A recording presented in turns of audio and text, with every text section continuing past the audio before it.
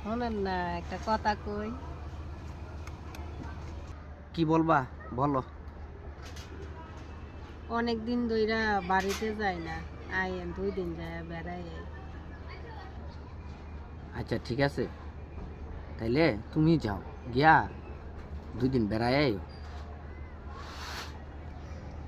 কি রে, আপনি যাইতেন না? আপনার সারা তো যাইতাম না, গেলে আপনার লই যান। দেখো এখন তো আমার কোনো ছুটি নাই, পাকা 4 মাস আমি কোনো ছুটিও পাবো না। আর এখন তুমি যদি না বুঝো তাহলে কেডা বুঝবো কো? আমার তো এখন তো ছুটি পাইতে পাইতে 4 মাস পরে, তাহলে এখন আমি কিভাবে যাই? আর এই চাকরিটা দিয়ে তো আমাদের সংসারটা চলতেছে, তাহলে এখন যদি আমি অ্যাবসেন্ট করি তাহলে কেমনে চলবো? তাহলে তুমি যখন যাইবা তোমার বাবা মারে গিয়া তুমি দেখে আইও, আমি পরে যাবো না, ঠিক আছে? আচ্ছা থাক, যখন আর যাইতাম না।